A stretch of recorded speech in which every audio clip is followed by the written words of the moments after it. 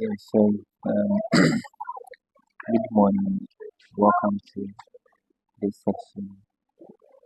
So, in this particular section, we have a question which means that we should make any subject in a relation H is equal to MT all over D into brackets N plus P.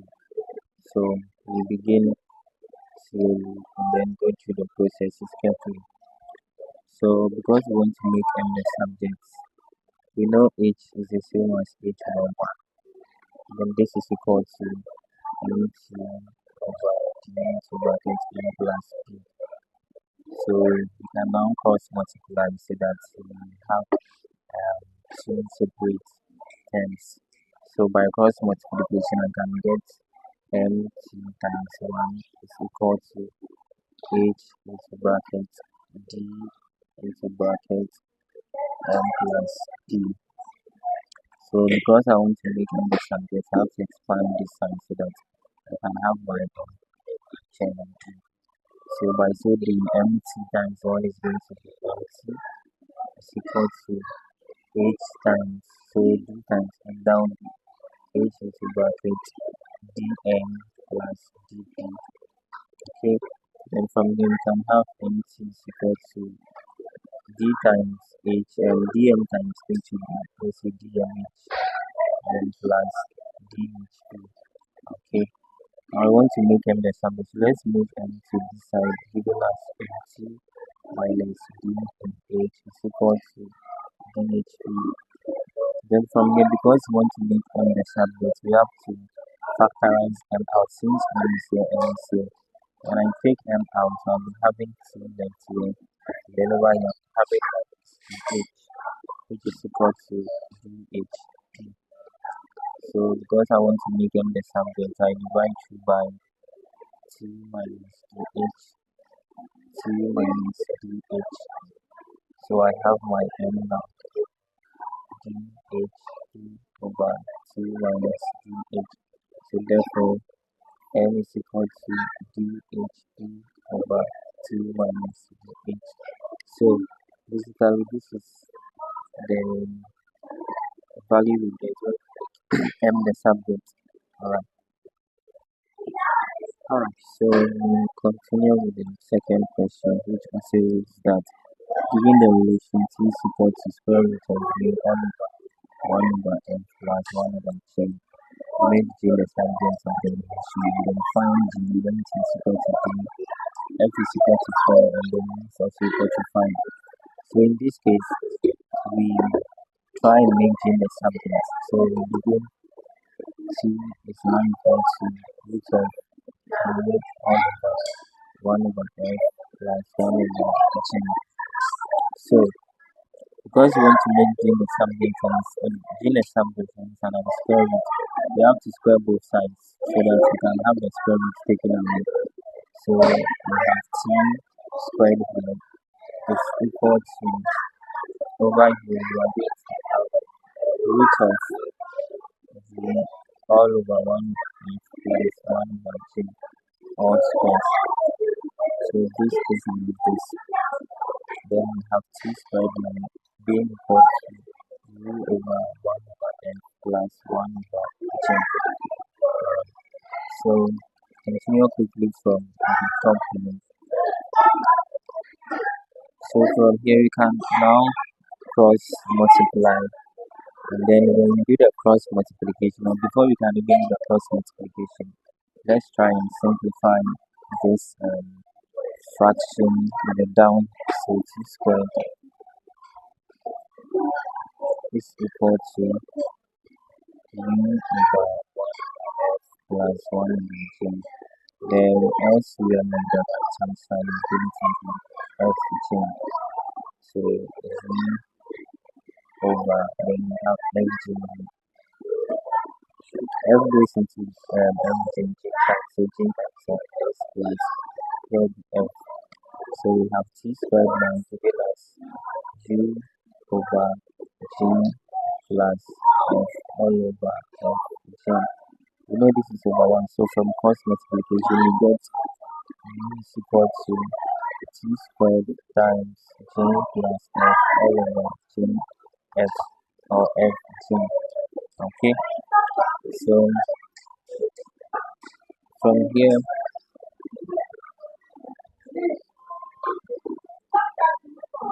yeah, so from here we can further do multiplication, and by multiplication we can have this as u is equal to t squared into bracket j plus f all over gf. Then we can cross multiply again.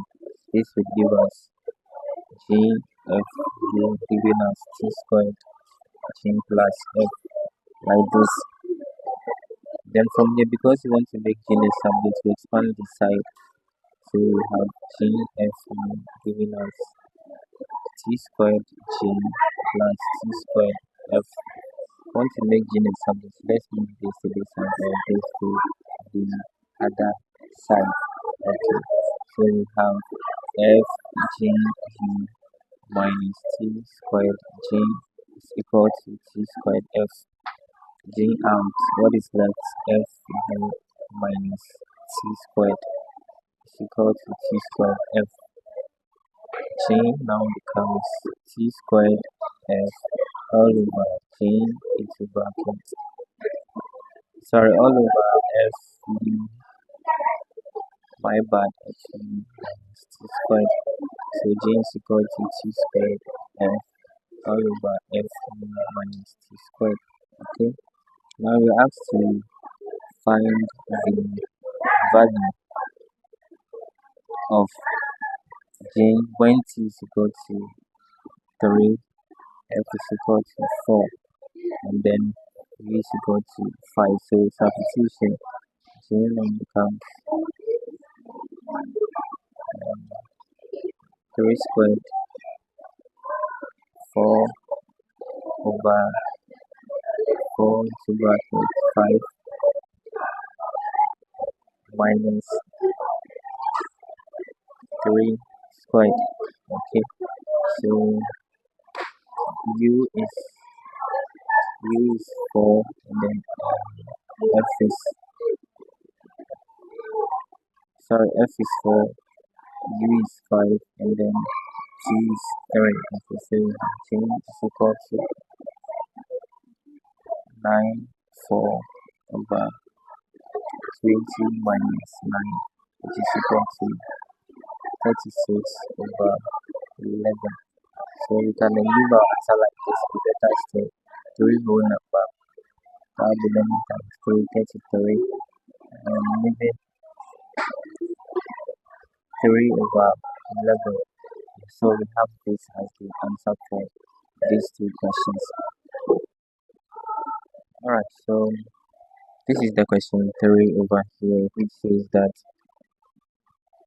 given a 2 3 b minus 2 1 and then c 2 3 and where x is a constant, we have to find the magnitude of AB. Then we know magnitude of AB is given by the formula square root of x squared square root of x1 or x2 minus x1 all squared plus y2 minus y1 all squared. So we take A, then we take B, we consider them. So we can assume that our x2 should be minus 2. If x is minus 2, then we can have square root of minus 2 minus 1 all squared plus minus 1 minus 3 all squared. So if that is the case, now we can have this situation. This is going to be minus 3 all squared plus minus 4 all squared. Then we know my negative number in the bracket square should give us a positive number. So we have 9 plus 16, which is equal to the square root of 25. And then because we are interested in the magnitude, to break this down to the simplest form, which is going to be 5 units. We're not given a specific unit of measure, so we just say 5 units. And the second question also demands that we find the value of if BC is equal to 4 minus 5. So we know BC vector BC the same as OC minus OB. Then we have OC which is the same as C, OB the same as C. So this is going to be 2 3m minus 2 minus 1, which will be giving us 2 minus 2 3m minus 1. Then this is going to be 2 plus 2 3m plus 1. Then we are told that if this is the same as 4 minus 5, then you have to find the value of m. So you say this is equal to 4 3m plus 1. So you can see the 4 reflecting here. So we can equate them now. So 4 3m plus 1. Okay. So by doing so, we can compare 3m plus 1 to negative 5. 3m is equal to negative 5 minus 1. 3m is equal to negative 6. M is equal to negative 6 over 3. M is equal to negative 2. So therefore, M is equal to negative 2. Alright, so we quickly continue with question 4. It says that the functions f and g are defined as follows. F of x maps into x minus 1 all over 2 and g of x maps into 3x plus 1. We are to evaluate f of negative half plus 1. And then also we have to solve f of x is equal to g of negative 2. So we begin with the first one. We know f of x is given by x minus 1 all over 2. And then using x to find f of negative 1 over 2 plus 1. Meaning that in place of x we put negative 1 over 2. So we have negative 1 over 2 minus 1 all over 2 all plus 1 like this. Now we simplify the numerator of the fraction. The LCM there is going to be 2. We're going to have negative 1 minus, this is over 1, 1 goes into 2 times. So 2 times this will be negative 2 all over 2 like this, and then all plus 1 like this. So we continue. This is going to be minus 3 over 2 all over 2 plus 1. We know minus 3 over 2 is going to be divided by 2 all of this plus 1. Then this can further be written as negative 3 over 2 times 1 over 2 plus 1 like this. Then we know this side is going to be negative 3 over 4 plus 1. We find the LCM 4. 4 goes here 1, negative 3. 1 goes here 4, so 4. We get 1 over 4 as the answer to the first question. Yeah, so we get 1 over 4 as the answer to the first question. And then the second question too says that we should find the value of x, that is f of x is equal to g of negative 2. In place of this x here, I put negative 2. In place of the x here, I put negative 2. That is what is going to guide me. So I know f of x is x minus 1 over 2. And then g of x is going to bracket minus 2 plus 1. Then this will give us x minus 1 over 2 minus 6 plus 1. X minus 1 over 2 is equal to minus 5. Cross multiplication, I get x minus 1 is equal to minus 10. X is equal to negative 10 plus 1. X is equal to negative 1. So question 1, question 2, question 3, question 4 have been answered. I'm hoping to bring you further questions in the coming days. Thank you for listening. Then don't forget that this is happy class.